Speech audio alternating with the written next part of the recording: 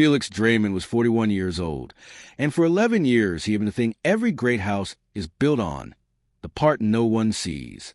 While Stella Draymond was building her brand consultancy, collecting clients, appearing on panels at marketing conferences in Lagos and Abuja, Felix had been the reason she could do all of it. He paid the household bills without announcement. He rearranged his consulting schedule when her deadlines tightened. He sat with their daughter Amara through fever nights and school projects while Stella prepared decks. He cooked Sunday dinners that Stella photographed for her Instagram before they were cold. He never complained. He never asked for credit. Then one Tuesday morning in March, while Felix was standing at the kitchen counter with his first cup of coffee, Stella set an envelope beside his mug and walked out of the room. She did not say anything. She did not look at him. She simply placed the envelope there and left for work 12 minutes earlier than usual. Inside was a petition for dissolution of marriage, filed 6 days prior. Her attorney's name was at the top. His name was typed below it like a line item. When Felix sat down and read it through, he found a proposed settlement attached, 14 pages. He turned to the financial disclosures. The numbers Stella had declared bore no resemblance to what he knew existed. 3 accounts were missing entirely. One property was listed at 30% of its assessed value. The calculation had been designed by someone who had studied what Felix was supposed to have and decided it was less than it was. The date on the retainer agreement with her attorney was 8 months ago. They had been on holiday in Cape Town 9 months ago. They had never been more wrong in their life. Before we jump into the story, comment where in the world you are watching from and subscribe because tomorrow's story is one you need to hear. Port Harcourt, specifically the Remula axis where old money and new construction sat side by side, was where Felix Draymond had built his life. Not the flashy part of the city, not the glass-fronted hotels along the waterfront or the compounds with generators running full-time. His house was on a quiet street with a compound large enough for a garden Amara had helped him plant, rubber boots and all, the year she turned 6. The bougainvillea along the back wall bloomed in December. Felix had chosen the cultivar himself. Mornings in that house had a rhythm Felix maintained like maintenance work. He was up at 5:15. Coffee first, ground, not instant, in the stovetop pot his mother had given him when he and Stella moved in. He checked his overnight emails while the coffee brewed, answered anything urgent before Amara woke up, then put the phone face down and made breakfast. Eggs, most mornings. Sometimes akra if he had time to soak the beans the night before. He did this not because anyone asked him to, but because it was how he showed his daughter that mornings were worth starting properly. He was a structural and geotechnical engineer, lead consultant at a firm he had co-founded 11 years ago, the same year he married Stella. Draytech Geoconsult handled foundation assessments for construction projects across rivers, Bayelsa, and Delta states. Not glamorous work. Not the kind of thing that came up at dinner parties. But when a developer in Yenagoa wanted to build a 12-story block on soft deltaic soil, they called Draytech. When a government contractor needed an independent assessment before pouring a bridge foundation, they called Draytech. The work was technical and exacting and completely invisible to anyone who wasn't looking for it. Stella moved through mornings like she was passing through. She appeared dressed and already composed, phone in hand, coffee from the machine Felix had kept stocked with her preferred pods. She kissed Amara on the head without sitting down. She said things like, "I'll be late tonight," and let Mrs. Okoro know without looking at Felix. When she said them, she was not unkind. She was simply somewhere else. Had been for longer than Felix had wanted to admit to himself. He had assumed it was the pressure of her business growing. That was the assumption he had maintained. Quietly, loyally, the way he maintained most things, tucked in the cabinet above Felix's desk at Draytech, was a folder he hadn't opened in 8 months. Inside it, a preliminary consulting agreement with an infrastructure development consortium in Abuja signed, pending his final instruction to proceed. He'd been waiting for the right time to tell Stella about it. He had not yet found the right time. She placed the envelope and left for work. That was the entirety of the delivery. No conversation. No preamble. The dissolution petition sat on the kitchen counter next to Felix's coffee mug, and Felix read it standing up. He was trained to assess structures under stress. In his field, the first 60 seconds after identifying a failure point were the most important. not for reaction, but for accurate reading of what had actually failed and what was still holding. He applied the same discipline now. He set the petition down. He picked up his coffee. He finished it. He put the mug in the sink and rinsed it. Then he sat at the kitchen table with the 14 pages and read every word.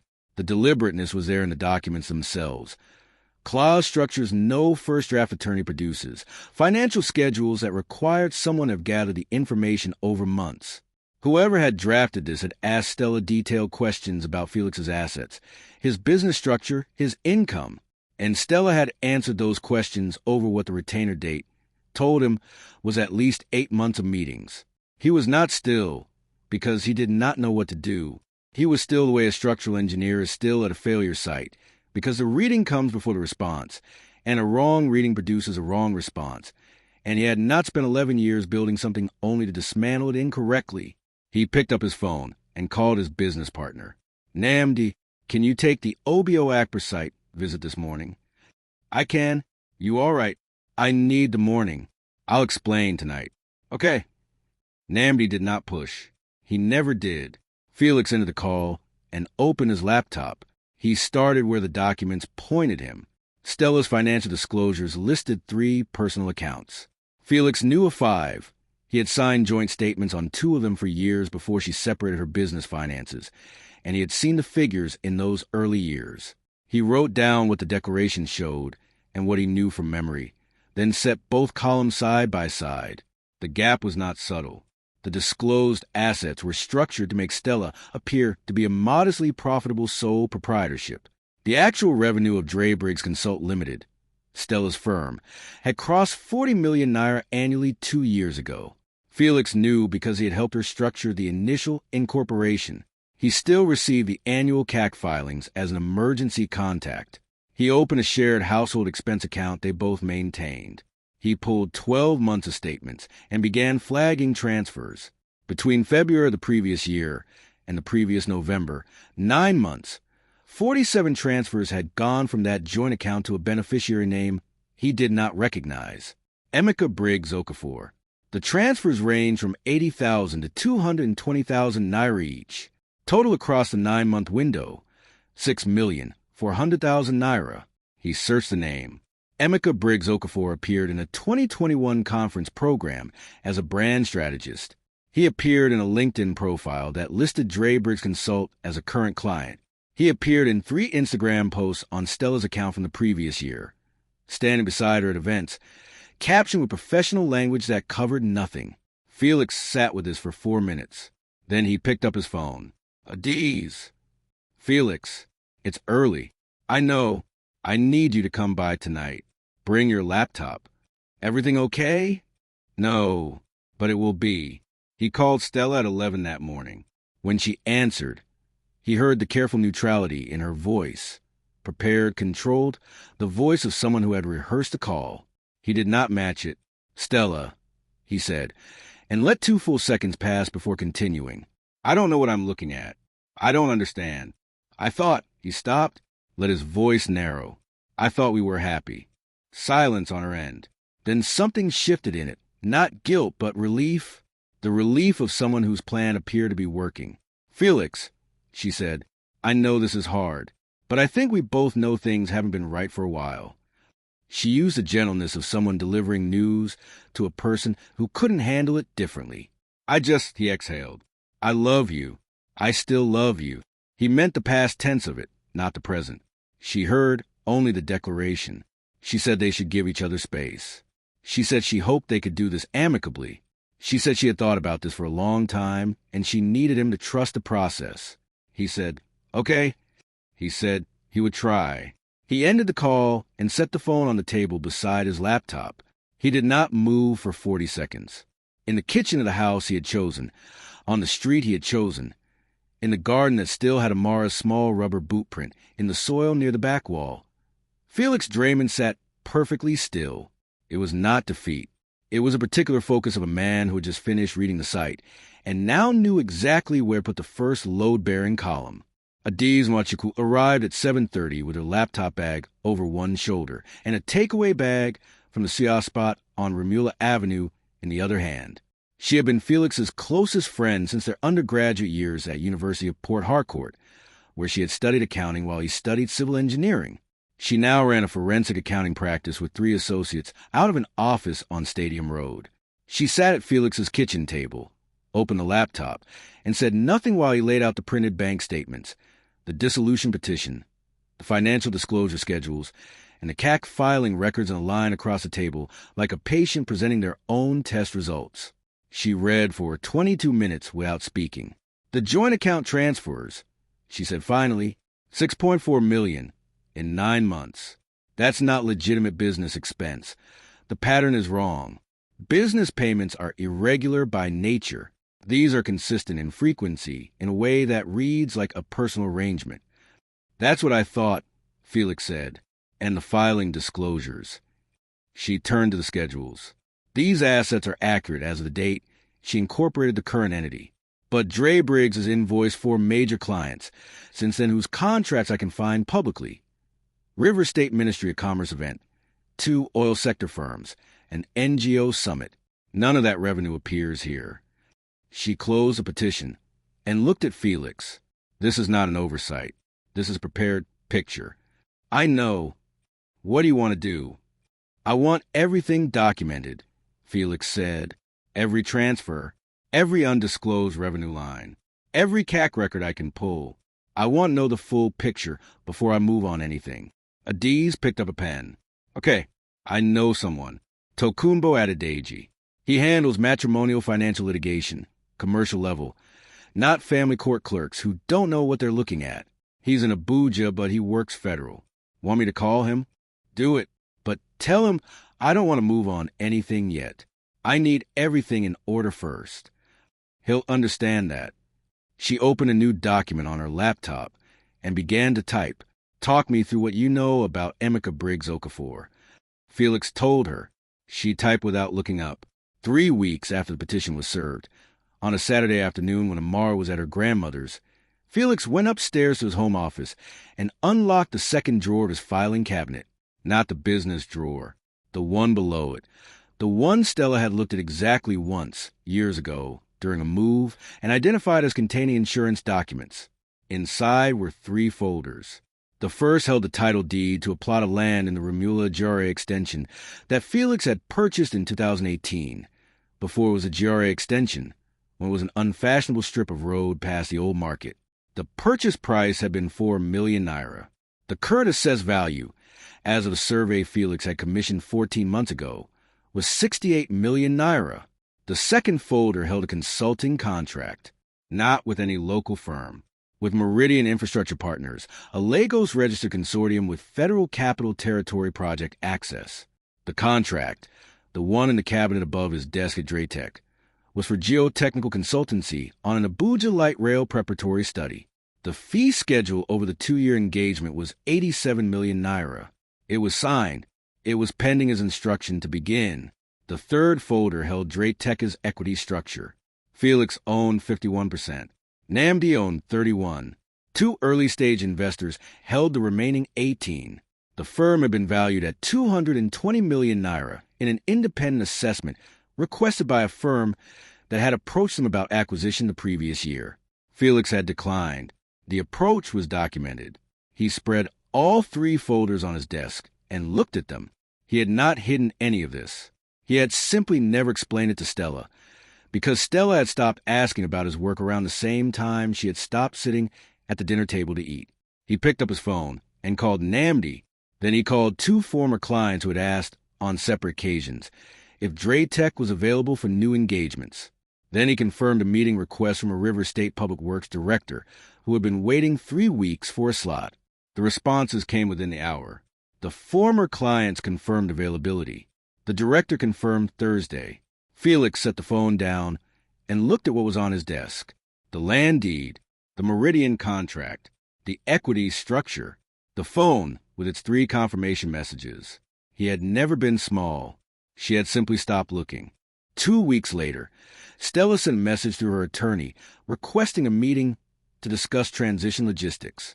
Felix's attorney, Tokunbo Adedeji, who had flown in from Abuja 2 days prior, replied that Mr. Draymond was available on the following Wednesday. They agreed on a cafe in GRA Phase 2. Stella arrived with the confidence of someone who had correctly read the shape of thing and found it manageable.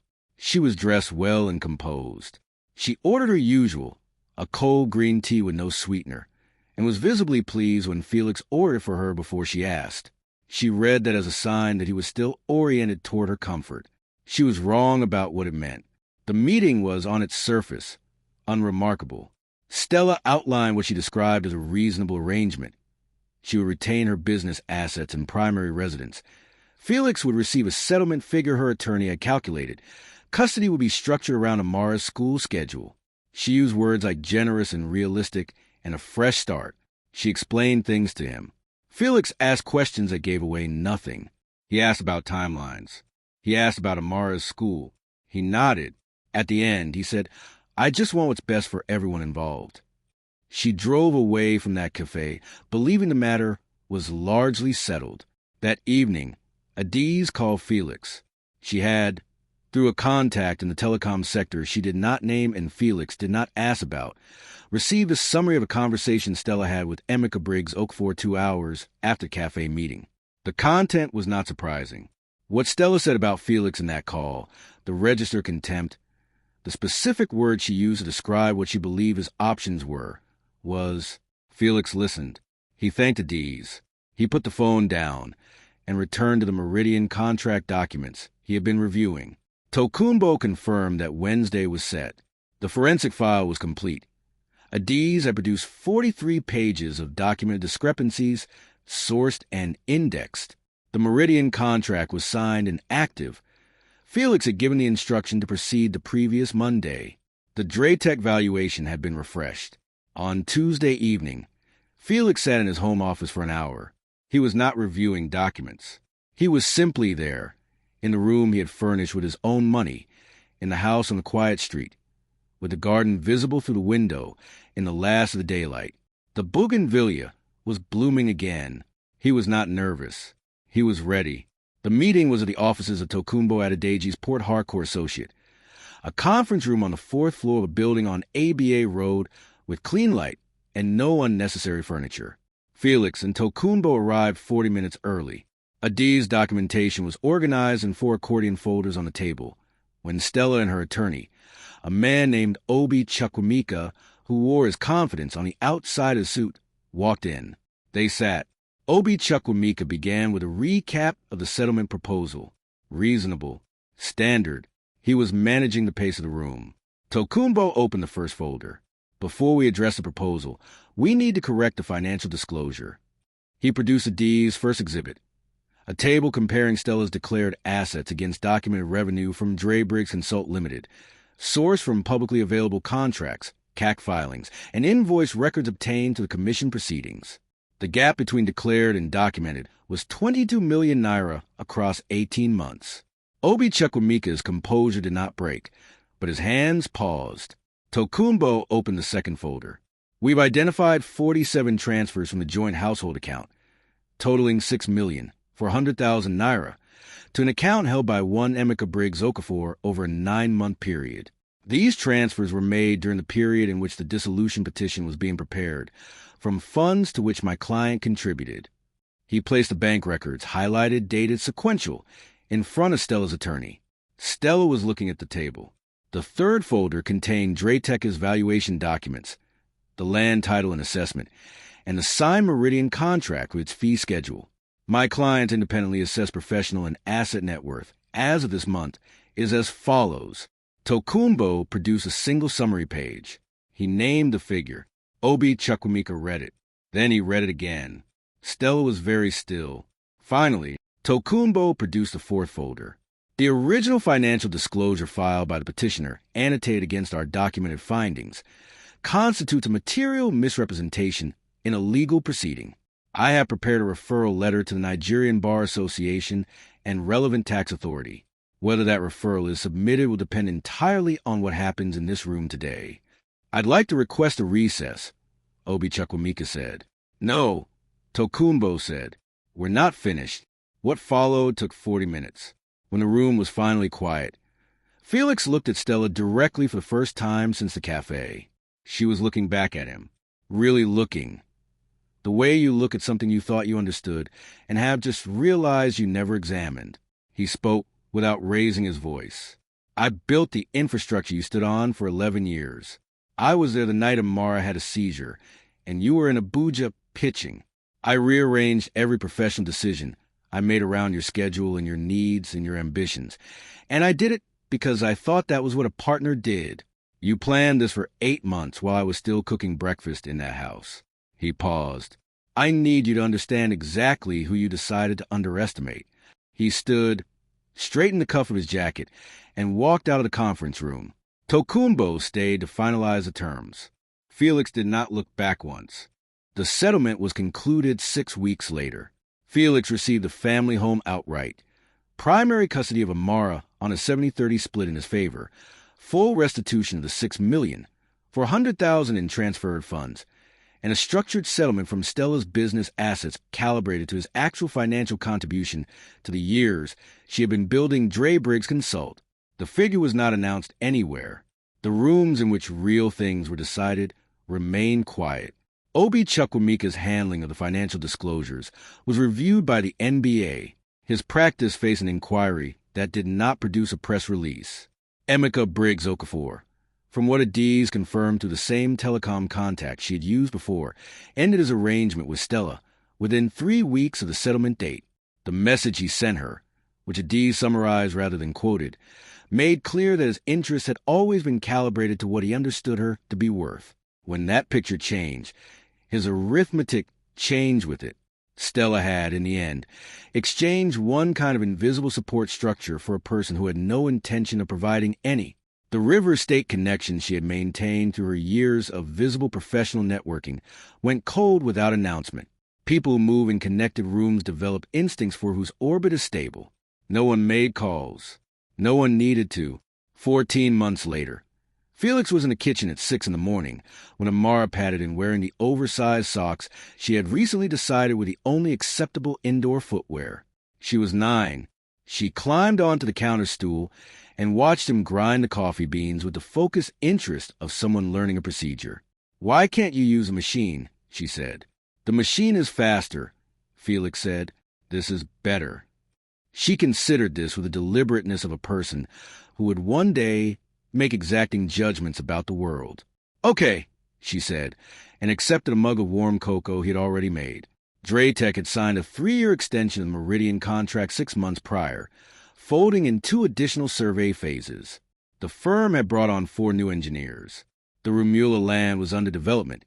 Felix had partnered with a building firm on a small residential project, modest in scale and careful in execution, with expected returns that Namdi had summarized as extremely conservative and extremely certain. On a Wednesday morning, Felix was in his garden with Amara, trimming back the bougainvillea that had crept past the wall, when his phone buzzed on the garden bench. A news alert from a business publication in Lagos. He picked it up, read 2 sentences, and set it face down on the bench. He went back to the bougainvillea. The light was coming in low and flat over the compound wall, the kind of light that happened in Port Harcourt before the Harmattan heat found its footing.